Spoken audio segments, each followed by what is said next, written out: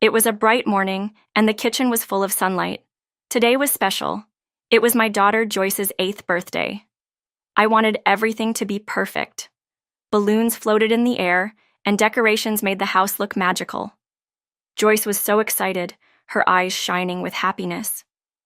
"Mommy, when is my cake coming?" she asked eagerly. "Soon, sweetheart," I said with a smile. But inside I felt nervous. My mother-in-law, Emma, was supposed to bring the cake.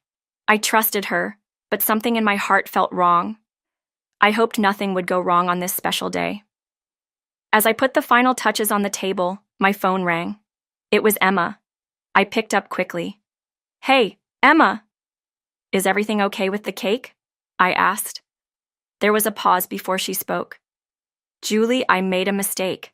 I took the cake to the wrong house. I thought the party was tomorrow." My heart sank. "Emma, Joyce's party is in an hour. How could you get the date wrong?" My hands tightened into fists. "I'll try to fix it," Emma said quickly. But her voice didn't sound sorry. Was this really just a mistake? Joyce looked at me with wide eyes. "Mommy, where's my cake?" she asked, her small voice full of worry. I bent down, forcing a smile. "There's been a small problem, sweetheart, but guess what? We're going to make our own unicorn cake." Her face lit up. "Really? Can I help?" she asked excitedly. "Of course," I said, my heart filling with determination. I wouldn't let Emma's mistake ruin my daughter's special day. We pulled out the ingredients and got to work. Flour flew everywhere, and we laughed as we mixed and baked. Maybe this would turn out even better. As we shaped the cake, my mind kept wandering back to Emma. I picked up my phone and called my friend Shirley. "Emma's been planning a cake for Janet's birthday for weeks," Shirley said casually. My breath caught in my throat. Janet, Emma's favorite granddaughter. Suddenly, everything made sense. Emma hadn't made a mistake. She had chosen Janet over Joyce. My hands trembled as I put down the phone. How could she do this? But I couldn't let anger take over now. Joyce's party was starting soon, and I needed to stay focused. I would deal with Emma later. The party started, and the kids cheered when Joyce showed them our homemade cake.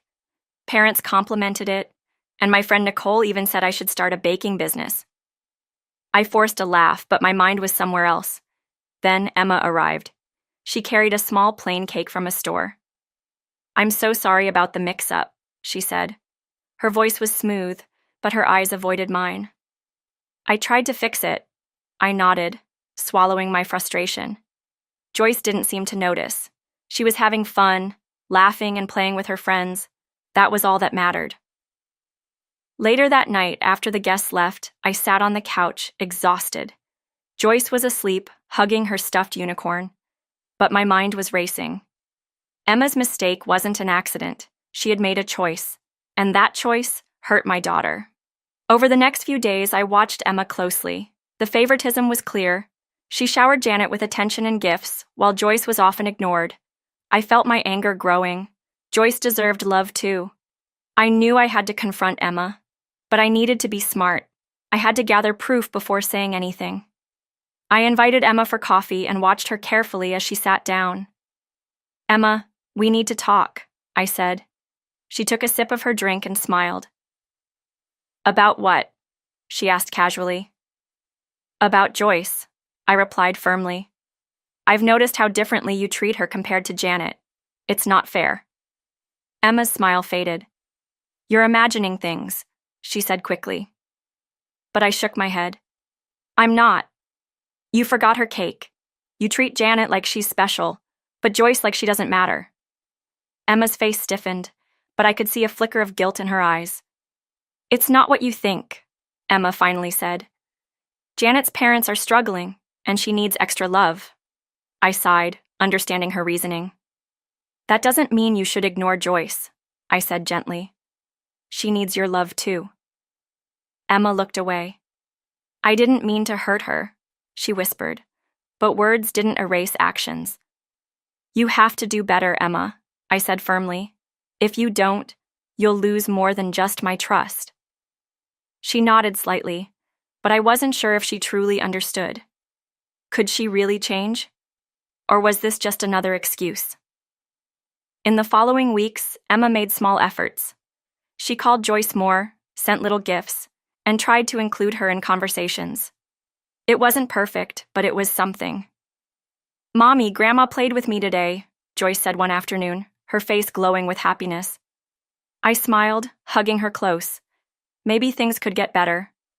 But deep down, I wasn't ready to forgive completely. Trust had to be earned. I decided to keep watching Emma's behavior. If she slipped back into her old ways, I would step in again. I wasn't going to let Joyce feel unloved ever again. Time passed, and I noticed how the family started treating Emma differently. People saw her favoritism, and it changed the way they acted around her. Once she had been the center of attention, but now family members kept their distance. They were polite, but no longer warm. Meanwhile, I felt stronger than ever. I had stood up for Joyce, and that meant everything. "Mommy, you're the best," Joyce often said, hugging me tightly. Those words filled my heart. No matter what happened with Emma, I knew one thing for sure.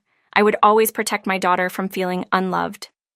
Then, one evening, my phone buzzed. It was a message from Emma. "I'm sorry for everything. Maybe one day we can talk." I stared at the screen, unsure of how to feel. Did I want to talk to her? Could I trust her again? Joyce deserved a grandmother who truly cared, but I wasn't ready to forgive just yet. Some wounds take time to heal. I sighed and set my phone down. I wouldn't reply. Not now. Emma had to prove she had changed. Until then, my focus remained on Joyce and making sure she always felt safe and loved. Joyce continued to grow, her happiness shining brighter than ever. She laughed more, played more, and seemed more confident. "Mommy, can we make another cake together?" she asked one day, licking frosting off her fingers. I smiled and nodded. "Of course, sweetheart." As we mixed the batter, I realized something important. Life wasn't about waiting for others to change. It was about making the best of what we had. Emma's actions had hurt us, but they didn't define us.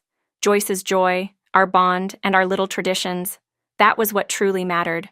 We were happy, and that was enough. Weeks later, at a family gathering, I saw Emma sitting alone. She looked different, quieter, almost regretful. People treated her differently now, no longer laughing at her jokes or seeking her advice. A part of me felt sorry for her, but another part knew this was the result of her own choices. Joyce, on the other hand, was glowing. She was playing with her cousins, giggling without a care in the world. That's when I knew I had done the right thing. Joyce was free from the weight of favoritism, and our family was finally moving forward in a healthier way. One evening, after Joyce had fallen asleep, I sat in the living room with a cup of tea. I thought about everything that had happened, the cake, the confrontation, and the way Emma had changed in the family's eyes. It had been a difficult journey, but it had taught me something valuable. I had learned to stand my ground, to fight for Joyce, and to demand the respect she deserved. I had also learned that not everyone changes. Sometimes people only regret their actions when they face the consequences. But was regret the same as true change? I wasn't sure. The next morning, I found Joyce sitting at the table drawing a picture. "Look, Mommy, it's us baking together," she said proudly. My heart warmed as I looked at the sketch, us, covered in flour, laughing. "It's beautiful," I said, hugging her. In that moment, I realized something important. The love we shared was stronger than any disappointment. Emma might have hurt us, but she didn't break us. Joyce was happy, safe, and surrounded by love. That was all that mattered. I smiled, knowing that no matter what, I had done the best thing for my daughter. A few weeks later, another message from Emma appeared on my phone. This time, I felt different. Maybe one day we could talk, but it would be on my terms. If she wanted to be in Joyce's life, she had to prove she was worthy of that privilege. Until then, I had no regrets. The journey had been hard, but it had led us to a place of love, strength, and peace. Joyce and I had each other, and that was enough. I put my phone down, feeling lighter than I had in a long time. Our story wasn't about loss, it was about love.